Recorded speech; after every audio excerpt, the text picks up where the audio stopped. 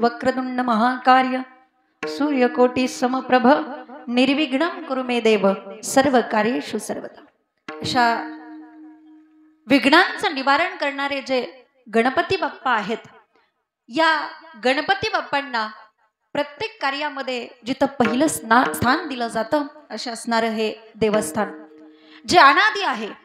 अनादी आहे म्हणजे नाहीतर तुम्ही असा विचार करा, आपण कधी विचार केला असेल भगवान शंकर आणि पार्वती मातेच्या लग्नामध्ये पहिल्यांदा गणपतीचं पूजन केलं होतं।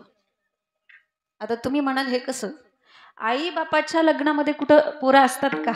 नाही, परंतु जर महादेवाच्या आणि पार्वतीच्या लग्नामध्ये गणपती बाप्पांचं पहिल्यांदा पूजन होत असेल तर याचा अर्थ काय? कारण हे दैवत जे आहे ते अनादी आहे, म्हणजे अनादी शब्द घ्यायचा आणि मग गणपती घ्यायचा, आणि गणपती शब्द घेऊन त्या ठिकाणी आपल्याला अनादी शब्द घेतला पाहिजे, कारण त्यांच्या अगोदर ते होते।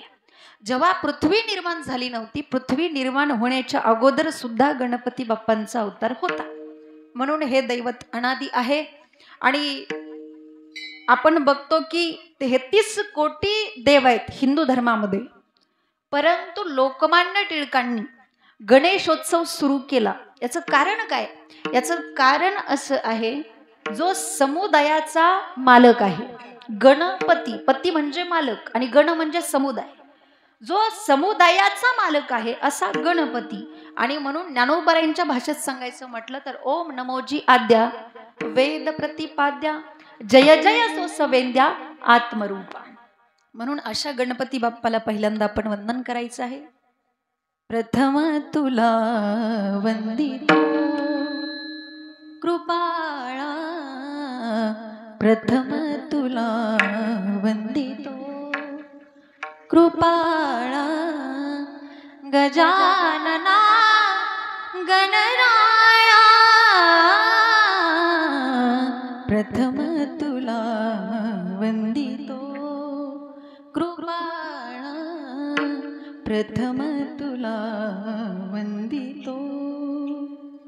ओंकार स्वरूपा, ओंकार स्वरूपा, ओंकार स्वरूपा,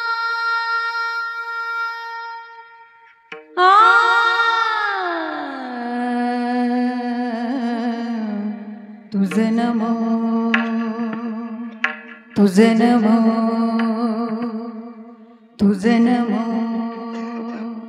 ओंकार स्वरूपा सद्गुरु समर्था, ओंकार स्वरूपा सद्गुरु समर्था, अनाथाचा नाथा तुझे नमो, तुझे नमो, तुझे नमो, तुझे नमो, तुझे नमो, तुझे नमो, तुझे नमो, तुझे नमो, तुझे नमो, तुझे नमो, तुझे नमो। नमो माय बाबा गुरु कृपा घना, तोडिया वंदना माया मोह जाळ माझे कोण निरसीला, तुझवीन दयाळा सद्गुरुरा, तुझे नमो, तुझे नमो, तुझे नमो, तुझे नमो, तुझे नमो, तुझे नमो, तुझे नमो, तुझे नमो, तुझे नमो। अशा गणपती बाप्पाकडे पहिल्यांदा आपलं वंदन आपण करायचं आहे। कुठलंही कार्य निर्विघ्नपणे पार पाडण्यासाठी पहिल्यांदा गणपतीला वंदन करण्याची पद्धत आहे।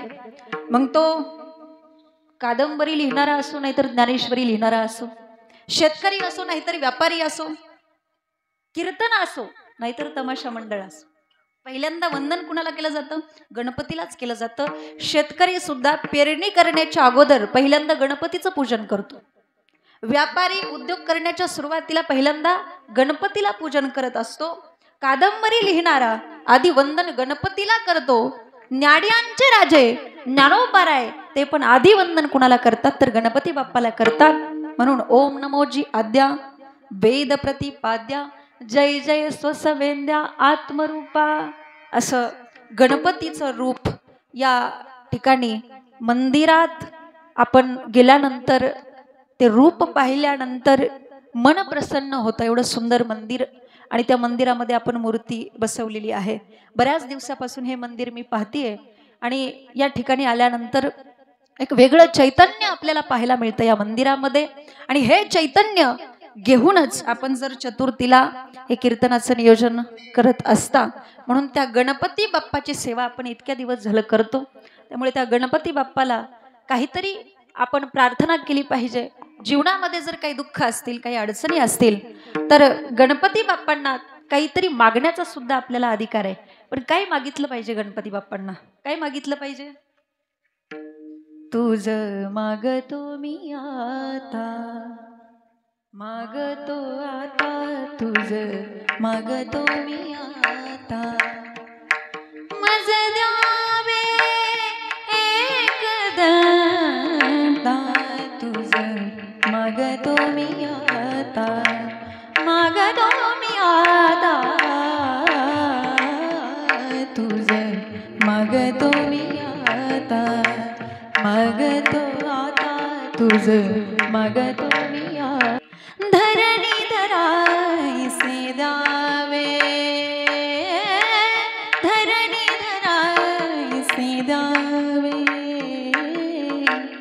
सर्वाभूती लीन व्हावे तुझा शरण शरण शरण आलो पतित मी जाण पतित जाण आलो पतित मी जाण तुझा अपराधी मी खरा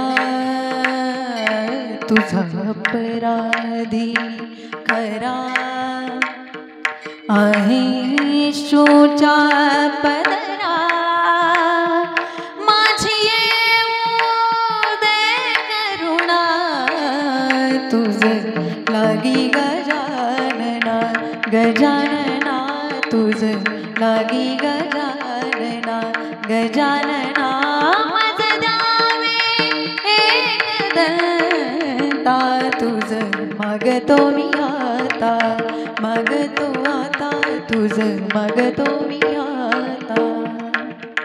अशा गणपती बाप्पाला आपण सर्वजण वंदन करूया आणि आपल्या या कार्यक्रमाला सुरुवात करूया. विठ्ठल विठ्ठल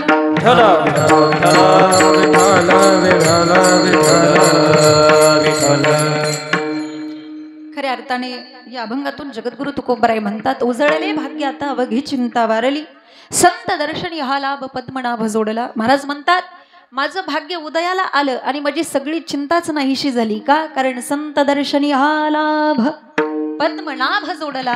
कारण मला संताचं दर्शन झालं आणि मी काय केलं त्यांना साष्टांग दंडवत घातला नमस्कार केला. श्री संताची माथा चरणावरी साष्टांग हे करी दंडवत. कारण त्यांच्यामुळेच मला देव समजला. जर संत नसते तर देव काय हे पण समाजाला कळालं नसतं. म्हणून त्या संत महात्म्यांना मी नमस्कार करतो. कारण त्यांनी मला सांगितलं की देव हृदयामध्ये ठेवायचा. कसा ठेवायचा? संपुष्ट हे हृदय पेटी करोनी पोटी साठवू. पण तुकोबाराय म्हणतात अंतकरणामध्ये जर का भगवंताला ठेवायचं असेल तर त्या अंतकरणामध्ये भावरूपी ठेवा असावा लागतो. आणि हा भावरूपी ठेवा आमच्याकडे होता म्हणून तो आम्हाला सापडला. तुका म्हणे होता ठेवा तो या भावा सापडला. कुणामुळे सापडला? संत दर्शनी हा लाभ पद्मनाभ जोडला. महाराज हा झाला अभंगाचा शब्दशः भावार्थ. कीर्तन संपलं. कीर्तन संपलं. आता काही एक चरण राहिलं 2 चरण राहिलं सोडवायचं असं म्हणायची काही गरजच राहिली नाही. आता अभंग पूर्णपणे सोडवला. पण अभंगावरती आपल्याला पूर्णपणे विस्तार करायचा आहे.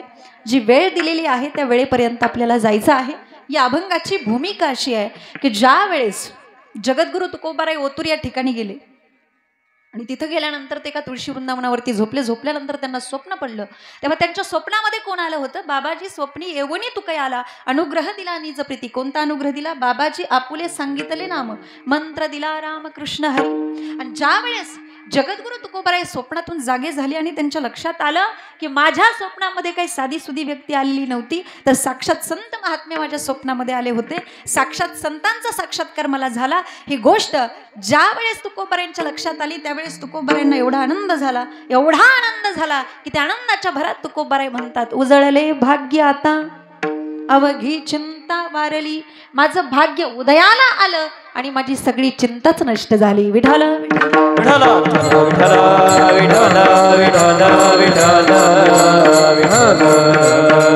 संतांना जो आनंद होतो आणि आपल्याला जो आनंद होतो जमीन आसमानाचा फरक आहे. आपल्याला टेम्पररी गोष्टीमध्ये आनंद असतो. जर समजा आपल्याला धन मिळालं की आपण म्हणतो आज माझं भाग्य उदयाला आलं. रस्त्यावर जरी 100 रुपयाची नोट पडलेली असली तरी माणूस उचलतो आणि म्हणतो आज माझं भाग्य, अरे मी भाग्यवान आहे, आज मला 100 रुपयाची नोट सापडली. रस्त्यावर 500 रुपयाची नवी कोरी नोट पडली पटेल अशी, म्हणजे माणूस त्याच्याकडे बघितल्यानंतर ऊर्जित झाला पाहिजे ना. 4-5 जणांनी ती नोट बघितली बाबा, पण कुणीच उचलली नाही.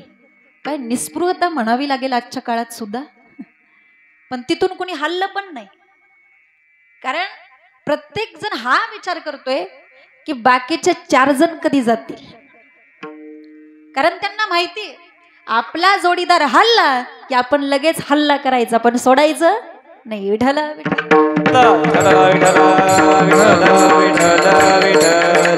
आपल्याला टेम्पररी गोष्टीमध्ये आनंद असतोय. मी सांगत नाही, मौली म्हणतात तरी निधान जोडवया भाग्य धडेगा धनंजया परी जोडिले भोगावया विपाये होय. मौली म्हणतात जर समजा एखाद्याला घराचा पाया खोदत असताना द्रव्यांनी भरलेला, मोहरांनी भरलेला हंडा सापडला की तो म्हणतो आज माझं भाग्य उदयाला आलं. म्हणजे बघा, धन मिळालं की लोक म्हणतात माझं भाग्य उदयाला आलं. चतुर्थीला जरी आपण गणपती बाप्पाच्या मंदिरामध्ये आलो तरी गणपती बाप्पाला आपण काही ना काहीतरी मागतोच. देवा मला धन पाहिजे, मला पैसा पाहिजे, मला संपत्ती पाहिजे. पण न मागता आपण कधी माघारी जात नाही, कारण आपला आनंद कोणत्या गोष्टीमध्ये, त्याच गोष्टीमध्ये. लक्षात घ्या. पण या ठिकाणी आल्यानंतर मनामध्ये कुठलीही अपेक्षा न ठेवता आलं पाहिजे, कारण भगवान परमात्म्याला फक्त अंतकरणातला भाव आवडतो आणि हाच भाव या अभंगामध्ये सांगितलेला आहे. बघा तुम्ही किती प्रेम आहे आपलं देवावरती, किती प्रेम. आरती सुद्धा माणूस नीट म्हणत नाही हो. गणपती बाप्पा म्हणजे कोण आहे? त्यांच्याकडे कोणतं खातं दिलंय? सुख करता दुःख हरता, म्हणजे सुखाचा करता, सुख प्राप्त करून देणारा आणि दुःखाचं हरण करणारा. दुःखाचं त्या ठिकाणी निर्विघ्नपणे आपण जर विचार केला तर गणपती बाप्पा आपल्याला त्या ठिकाणी विघ्नातून वाचवत असतो. म्हणून निर्विघ्न विघ्नहर्ता असं त्या गणपती बाप्पाला म्हटलं जातं. पण लोक आरती म्हणताना काय म्हणतात माहिती का? संकटी पावावे असा शब्द आहे. लोक म्हणतात संकष्टी पावावे, म्हणजे गणपती फक्त संकष्टीलाच पावलं पाहिजे, संकटाला नाही पावलं पाहिजे. म्हणजे आरती म्हणताना सुद्धा आपण नीट विचार करत जा की आपण कशा पद्धतीने आरती म्हणतो. आरती अशी म्हणायची नाही की त्याचा अर्थ बदलेल. लक्षात घ्या, अंतकरणामध्ये असणारा जो भाव आहे, जे प्रेम आहे, ते या ठिकाणी आल्यानंतर गणपती बाप्पाला दिलं पाहिजे. बाकी त्यांना तुमच्याशी काही घेणं देणं नाही. तुमच्याकडे किती श्रीमंती आहे, तुमच्याकडे किती पैसा आहे, तुमच्याकडे किती बंगले आहेत, किती गाड्या आहेत, म्हणून या गोष्टीमध्ये आनंद मानणारे संत नाही आहेत. बघा, माणूस शेवटपर्यंत काही ना काहीतरी मागतच राहतो बरं का. एखाद्याकडे संपत्ती भरपूर असते तर त्याला संतती होत नाही, म्हणजे त्या संपत्तीला वारस कुणी होत नाही.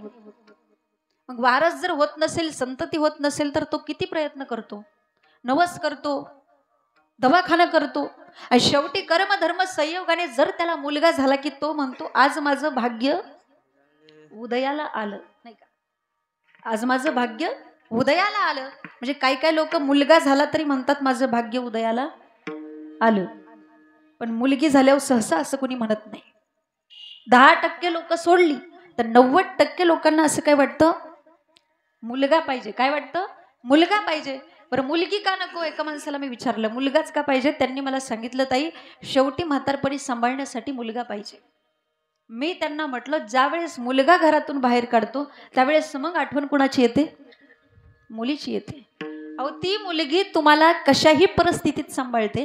आणि आज 80% आई वडिलांना मुली सांभाळतायत. कोण?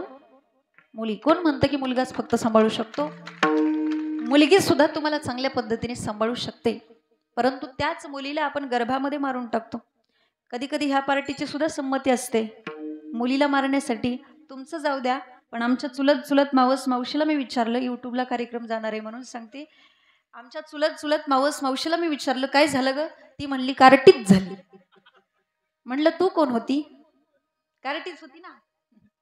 अरे निदान तुम्ही तरी विचार करा, ज्या वेळेस ती मुलगी आईच्या गर्भामध्ये असते ना, त्यावेळेस ती मुलगी आईला विनंती करते, आई 9 महिने 9 दिवसांनी झाली जगमगण्याची घाई, वंशाच्या दिव्या पायी नको पण ते विजवाई, वंशाच्या दिव्या पायी नको पण ते विजवाई.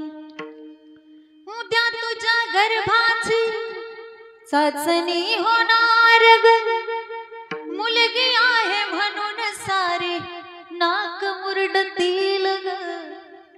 उद्या तुझ्या गर्भाची चाचणी होणार ग, मुलगी आहे म्हणून सारे नाक मुरडतील ग. माझ्या चिमुकल्या कानाला तुझी कुजबुज ऐकू येई, वंशाच्या दिव्या पायी नको पण ती विजवाई, वंशाच्या दिव्या पायी नको पण ती विजवाई. वंशाचा दिवा जर तुम्हाला प्रकाश देत असेल तर पंथी सुद्धा तुम्हाला प्रकाश देऊ शकते.